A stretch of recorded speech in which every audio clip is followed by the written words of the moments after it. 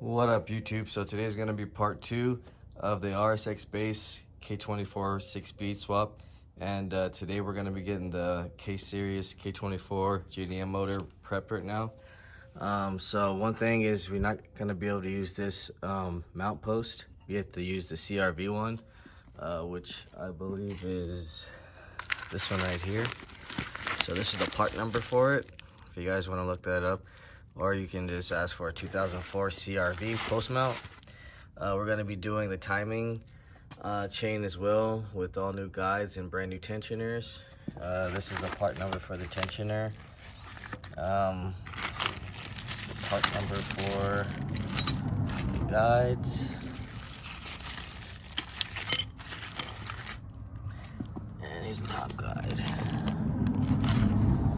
And then we have our rear main seal we're going to be putting in. And this is the timing chain. Part number for that. And we're going to be doing a new water pump. We got our brand new flywheel and our exedy clutch.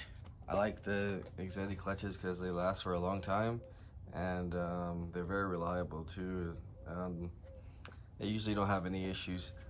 So we're going to be getting to stripping all this down right now. We got to take the valve cover off, the side cover, the crank pulley, and then we'll start getting to our timing. We're also going to be doing a 50-degree cam gear on here, so we got to install that as well. And then after that, we'll get to pretty much like throwing the rear main seal and the clutch and flywheel. I'll show you guys the new clutch.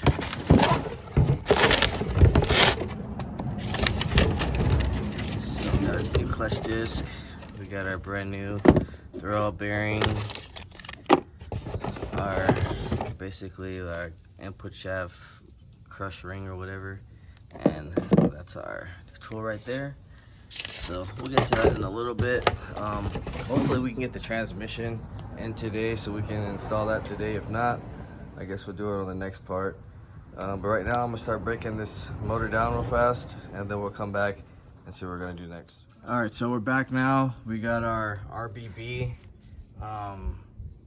main intake camshaft off, which is the 12.5, and we're gonna be putting the 50-degree on here. So I think the 12.5 is actually 25 degrees, so the 50 would be 25 negative and positive, if I'm not wrong.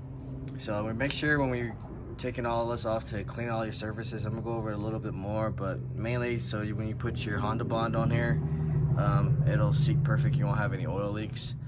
And always make sure that this is, it says outside, it doesn't mean outside of the actual timing cover. It just means that this has to be on the outside to count the right ones. If you put this on backwards, you can get a check engine light, so be careful with that. Right now I'm gonna go get the 50-degree, and then we'll get all our timing. I'll show you guys how to do pretty much timing on this motor real quick, and then we'll get it sealed back up and get ready to get to the other side with getting the new flywheel bolts and getting the clutch and everything installed. So we'll go ahead and start knocking out this timing real quick, and we'll come back. All right, so back to the timing and the timing marks. So just so you guys understand how these goes, it's pretty simple. If it isn't lined up like this, your timing will be off. So the two gold links represent pretty much the center. So between them will be the dot. That's this one right here on the exhaust side, and same over here on the intake side, right between the center. And then there's one more right at the bottom. Let's see if you can see that one right there. The link is directly, it's just a one link. So it also has a dot when you slide up on it, so you really can't mess it up, guys. We do have the RBC on here, and pretty much all we have to do is I'm just gonna go over here, make sure everything's tight, and then we can release the tensioner. And what you want to do is just pry it just good enough to where when you spin the crank that the tensioner is actually locked. So if it's still going back and forth, that means the tensioner isn't locked in yet. So just make sure that's good. And other than that, like I said, when you put your crank sensor, make sure this is on the outside, and Other than that, I'm just gonna clean up the rest of it right now, and then clean up my side cover since it still has gasket on that, and then we'll seal it back up, and then we'll see what we're gonna do next after that. We'll come back. All right, so we're back now. We got our side cover on. We got our CRV mount. I just gotta get another bolt right here.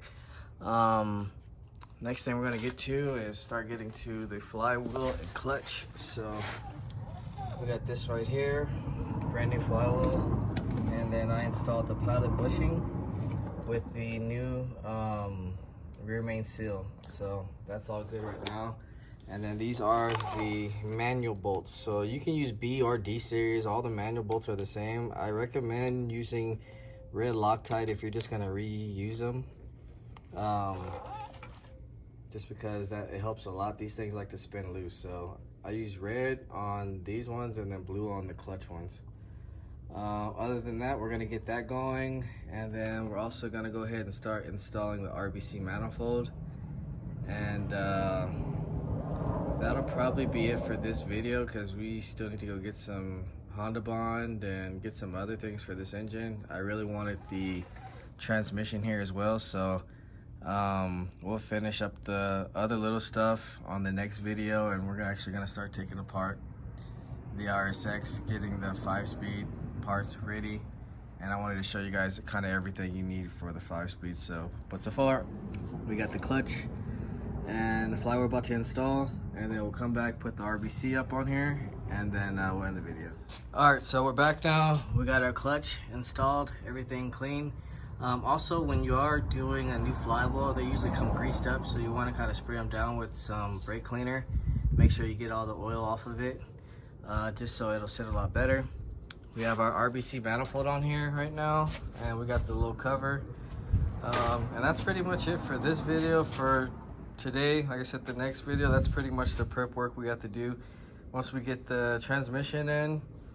And then I got to do some mocking up for the airbox and everything. But yeah, the next video will be definitely getting prepped for the Rsx, changing out the cluster, putting the shift linkage in there, and we got to change out the spindles. We're going to upgrade those as well, and most likely get the old motor out and finish all the water pump and housing and stuff that we need off the old engine. So other than that, if you haven't, like, share, subscribe, comment, let me know what you guys think, and I'll see you guys in the next video.